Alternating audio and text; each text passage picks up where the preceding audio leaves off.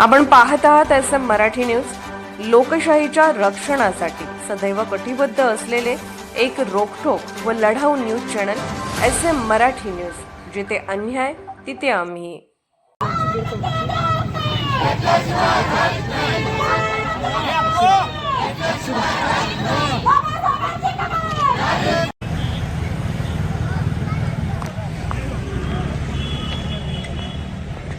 कोण म्हणते देत नाही, कोण म्हणते देत नाही, कोण म्हणते देत नाही।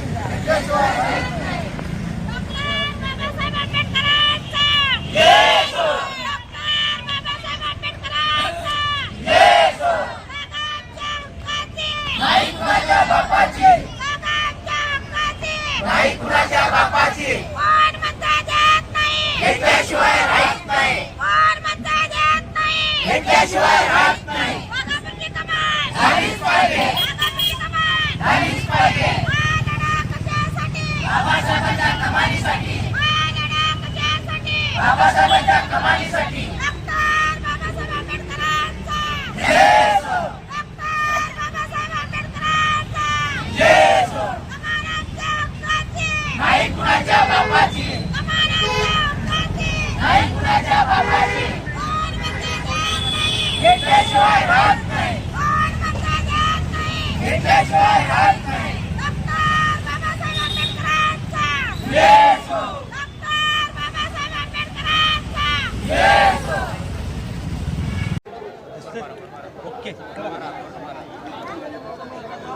वाघापूरच्या कमानीसाठी वाघापूरवरून निघालेल्या तमाम संघर्ष योद्ध्यांचा हा जत्था पायी लाँग मार्च करत जिल्हाधिकारी कार्यालय कोल्हापूरपर्यंत काल येऊन थडकलेला आहे। बिंदू चौकातून डॉक्टर बाबासाहेब आंबेडकर, क्रांतिबा ज्योतिबा फुल्यांचा आशीर्वाद घेऊन राज्य सरकारकडे न्याय मागायला निघालेला हा आमचा जत्था कलेक्टर साहेबांनी अवहेलना केल्याचं दिसतंय। गेले 2 दिवस केवळ चर्चेचं गुऱ्हाळ चालू आहे। या चर्चेतून कोणताही पर्याय त्यांच्याकडून पुढे येत नाही। आम्ही वेगवेगळ्या पर्यायावर आमच्या बांधवांना तयार केलेला आहे। डॉक्टर बाबासाहेब आंबेडकरांची ही संविधान मानणारी लेकरं आहेत। चर्चेची दारं नेहमी खुली ठेवून बोलवल त्यावेळी चर्चा करत राहिलो आणि इथलं प्रशासन आमची अवहेलना करत राहिलेलं आहे आणि ही अवहेलना यापुढं यांच्या कपॅसिटीच्या बाहेर आहे। या जिल्हा प्रशासनानं जर का आमची दखल घेतलेली नसेल तर आम्हाला राज्य सरकारकडं दाद मागण्यासाठी मंत्रालय, महाराष्ट्र राज्य, मुंबईकडं आम्ही आगेकूच करत आहोत। आज आम्ही इथून पायी चालत जाऊन हा जत्था टोप तालुका हातकणंगले या ठिकाणी मुक्काम करेल।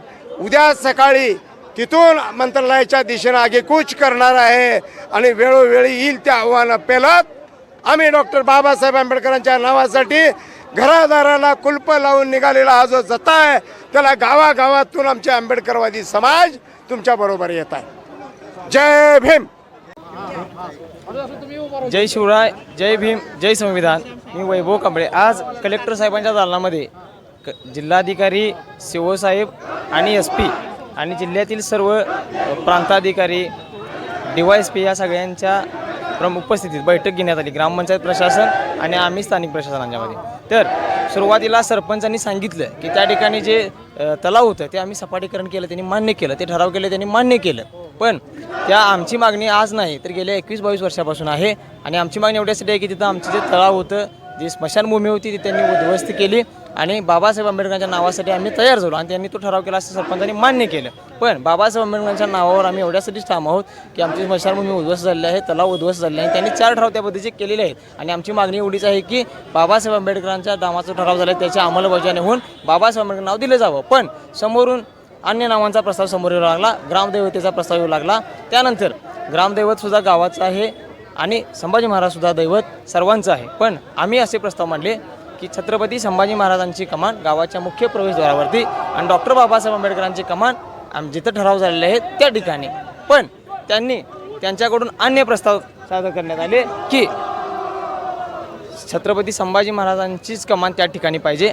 आम्ही म्हणालो की ठीक आहे, छत्रपती संभाजी नाही, शिवशाहू फुले आंबेडकर हा पर्याय आम्ही समोर ठेवला.